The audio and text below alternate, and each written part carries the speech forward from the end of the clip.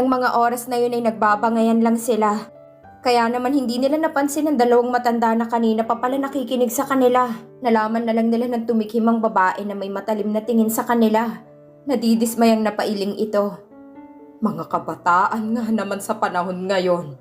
Hindi alam kung paano ilugar ang kanilang mga usapan. Pareho silang napahiyang tumungo at hindi alam ang sasabihin.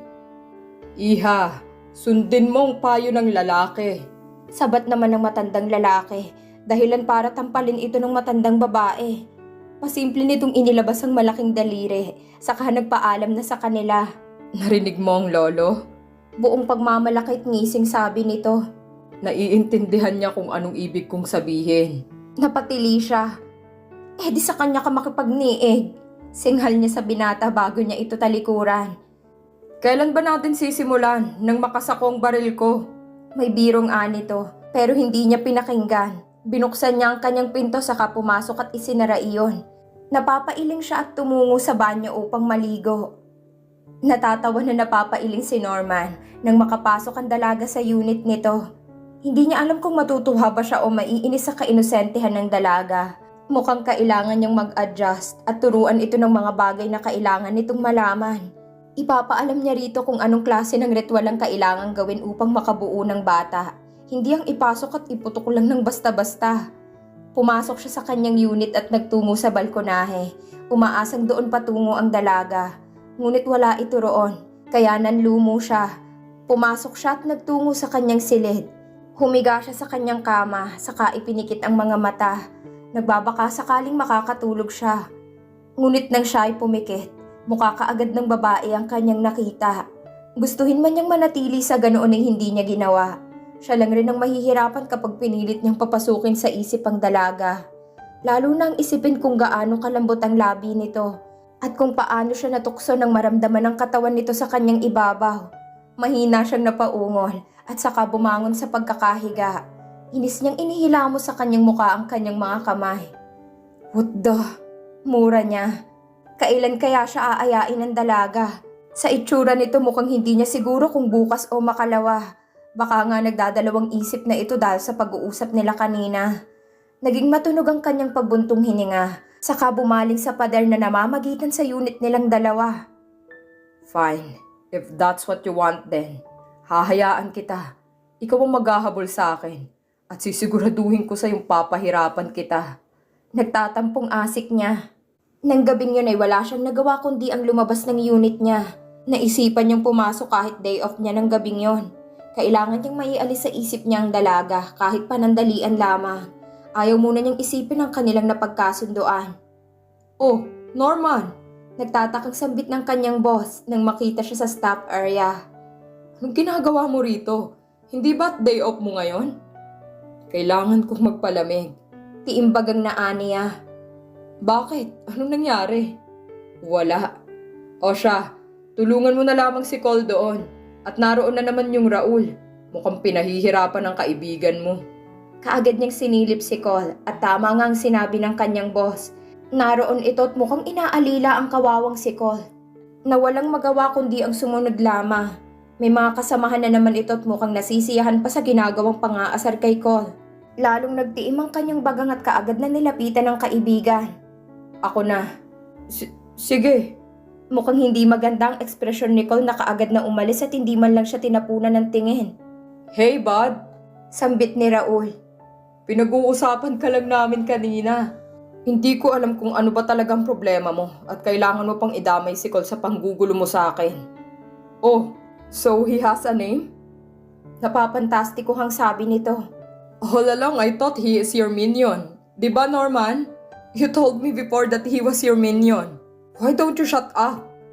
Because I am your customer and I can say whatever I want. And you are just an employer who serves us. Kumuyom ang kanyang kamao. Gusto na talaga niyang suntukin ng lalaking nasa harap niya. 3 taon na rin naman siyang nagdudusa sa pag-aalipusta nito sa kanya. Don't provoke him, Raul. Baka may baril yan at patayin ka niya. Sige ka. Natigilan siya nang sabihin yun ng isa sa mga kasamahan ng dating kaibigan. Ang kaninang init ng ulo niya ay parang hanging nawala. Para siyang nasabuyan ng malamig na tubig upang magising sa realidad. Mahina itong natawa. Oh yeah? Kapag ako ang namatay, sisiguraduhin naman ng magulang ko na mabubulok siya sa kulungan.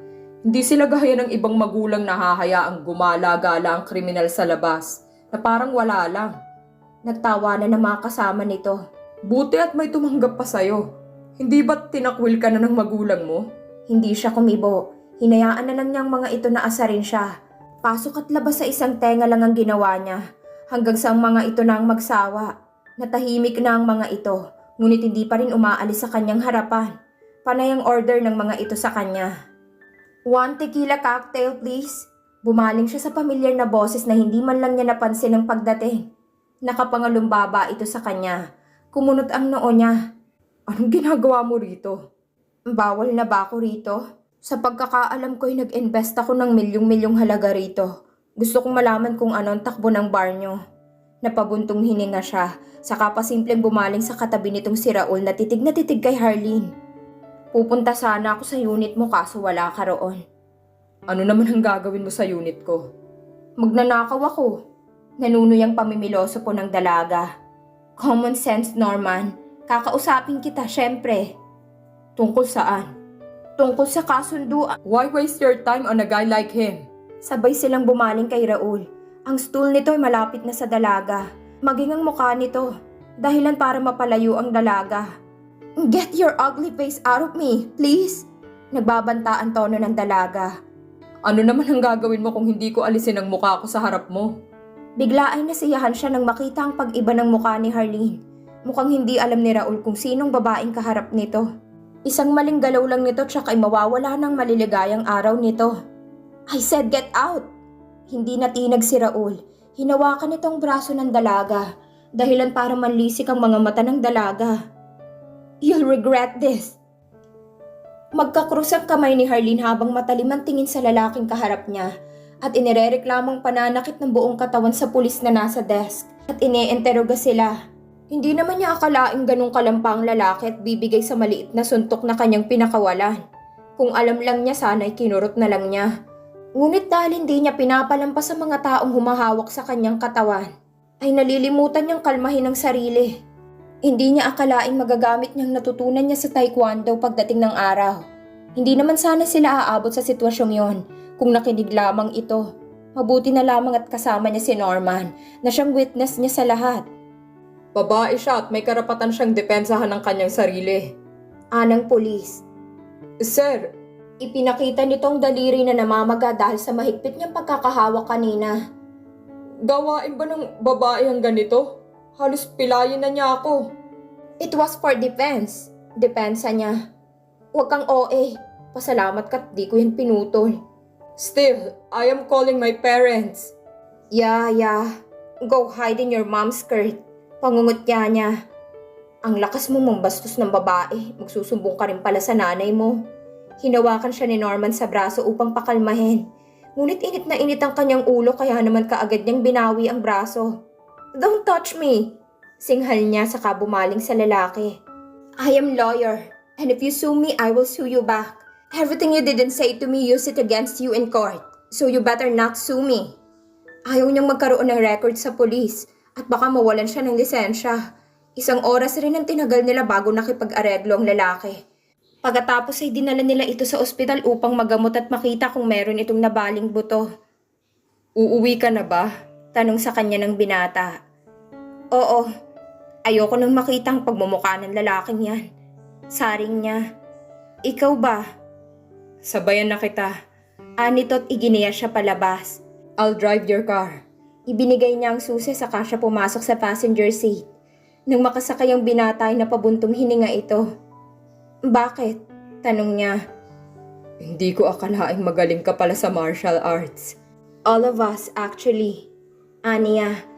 Hindi lang naman siyang magaling. Si Aaron at Natalie ang pinaka nag-excel pagdating sa ganoong larangan. Ni hindi nga niya napalitan ng belt niya. We are required to do martial arts. I see. Tumango ito sa kabinuhay ang makina.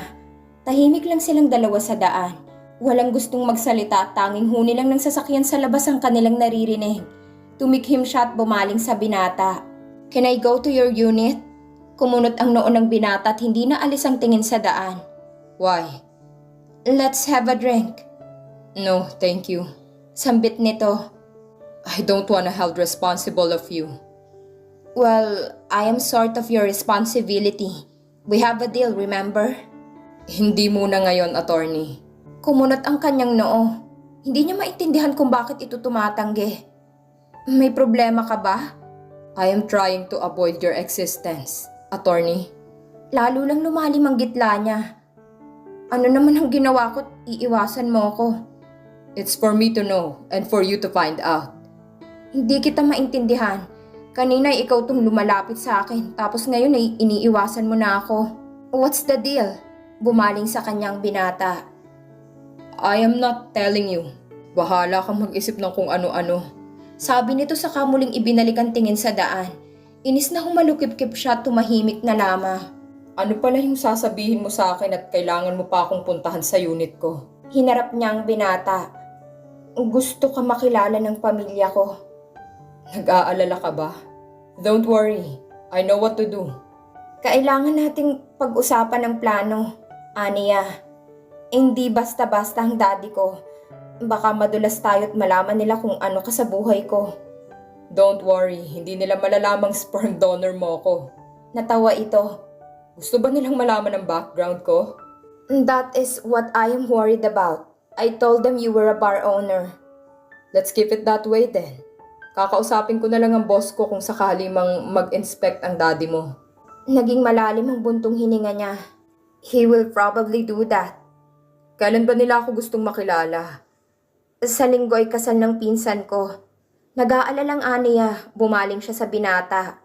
You have to pretend that you are my boyfriend. Namamanghang napakurap ang binata at sumilay ang munting ngiti sa labi nito. Okay, kung yan ang gusto mo. I don't have a choice. Yeah, sure.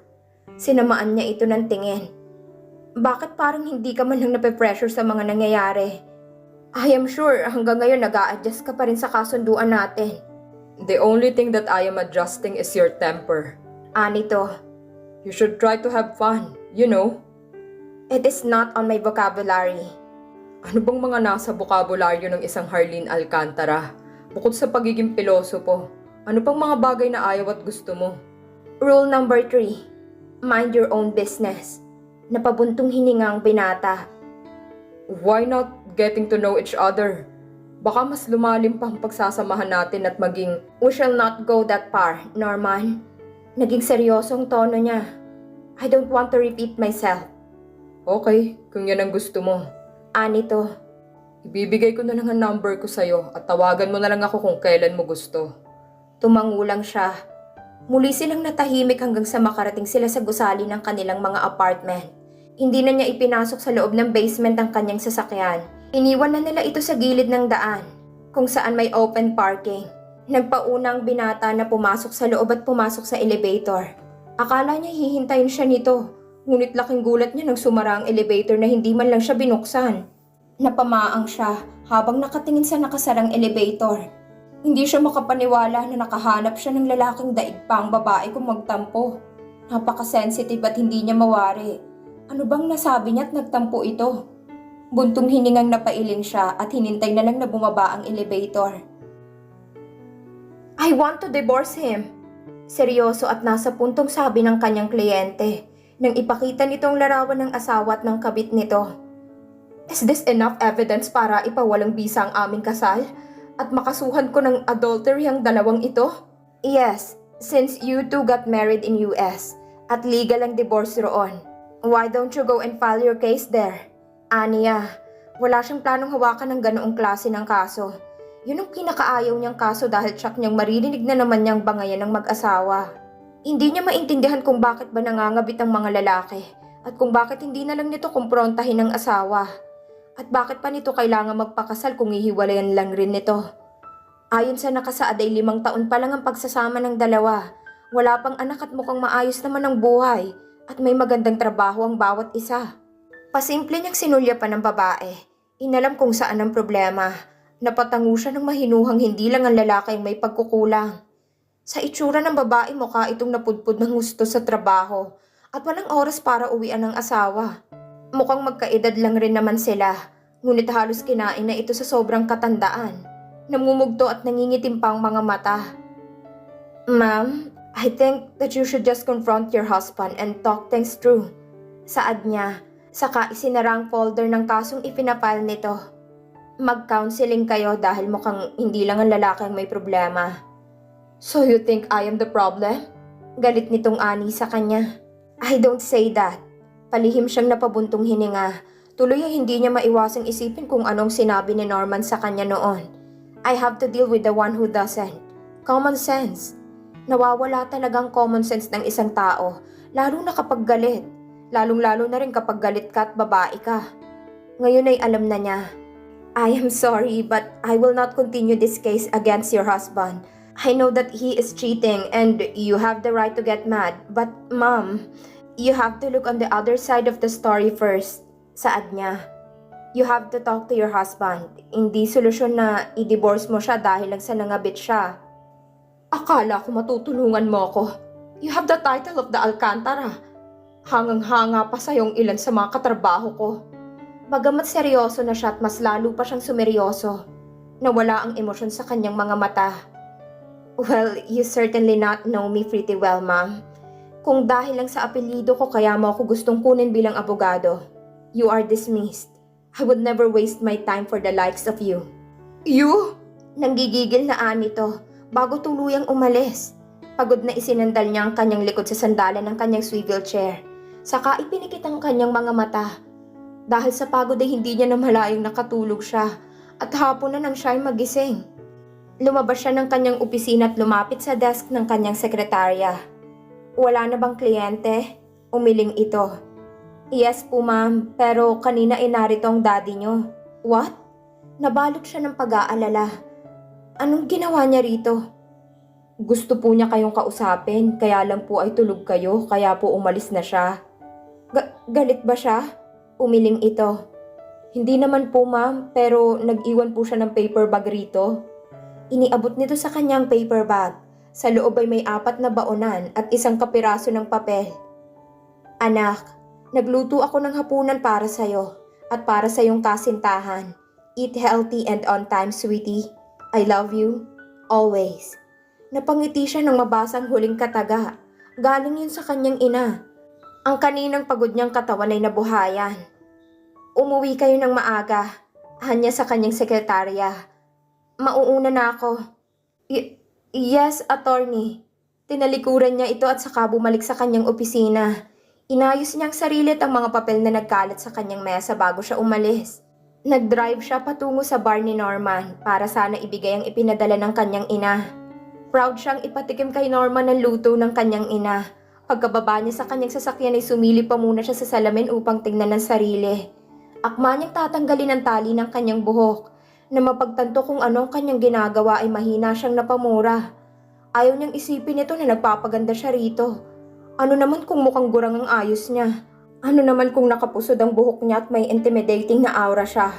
Ano naman kung hindi siya gaya ng ibang babae na mahilig sa bestida? Isa siyang abogada at dapat ang kanyang kasuotan ay naaayon sa titulo niya. Yun ang turo sa kanya ng kanyang lolo at daddy. Kailangan niyang umakto na naaayon sa kung ano siya. Napabuntong hininga siya at binitawan ng nakapusod niyang buhok. Naglakad siya patungo sa bar. Nang makapasok siya ay kaagad siyang sinalubong ng isa sa mga bartender. Ang ngiti nito ay biglang nawala nang mapagtanto kung sino siya. Good afternoon, ma'am. Si Norman. Nasa staff room po. Kumunot ang kanyang noot mataray roong tiningnan. Do you mind showing me? Kasi po, ma'am, ano po eh. Why are you stammering? Is there something going on? Bago pa man nasagot ng lalaki ang kanyang tanong ay nahagip na ng kanyang paningin ng lalaki na kanyang sinadya. Hahakbang na sana siya ngunit nahinto nang makitang babaeng nakasunod rito. Animoy tuko na hinahabol ang braso ni Norman. Ang babae mukha namang desente ang mukha. Maganda. Ngunit kung paglalapitin silang dalawa, tsak na mas maganda siya. Ngunit dahil naka long sleeve at slacks siya, at takip ang iba sa parte ng kanyang katawan ay wala siyang panama sa babaeng kulang na lang ay mailabas ang singit sa sobrang liit ng damit. Ang buhok nito ay may kulay abo at may mahabang lashes, nakadrawing na kilay at may artificial na kuko at makapal na lipstick. Typical sa mga babaeng nakikita niya na naghahanap ng atensyon. She is not classy at all. Taas noon niyang tiningnan ng dalawa. At ganun na lang ang pag-iinit ng ulo niya nang makitang apektado ang binata sa presensya ng babae. Kinuha ng babae ang kamay ng binata at ipinatong niya sa dibdib nito. Napamaang siya. Kulang na lang ay umusok ang ilong niya sa labis na galit. Hindi ba nito naintindihan ng mga batas na kanyang inilahad? Dahil lang sa babaeng kinulang sa tela ang suot ay nakalimutan nitong mga rules na sinaad niya? Kung tutuusin ay may karapatan naman siyang magalit dahil sinusunod naman niya ang kanilang usapan. I can't believe him. Ex po niya yan, ma'am. Biglang sulpot ng isang lalaki. Tiningnan niya ang name tag nito. Call ang pangalan at mukhang bata pa ito. Si Ma'am Via po. Apo ng mayor ng lugar na ito. Tinanong ko ba kung anong pangalan niya? Did I even give a damn about her background? Kahit anak pa siya ng presidente, wala akong pakialam. Singhal niya na ikinagulat nito. Pasensya na ho, si boss kasi medyo masama ho ang loob sa inyo. And why is that? Hindi daw kayo tumutupad sa usapan. Kaya ayan, naghahanap siya ng babae na magtatrato sa kanya bilang lalaki. Suminghal siya. The heck? Angil niya sa kamatalim na tumingin sa binata. Is that how you want to play, ha? You want to be tempted? Fine. You'll regret it.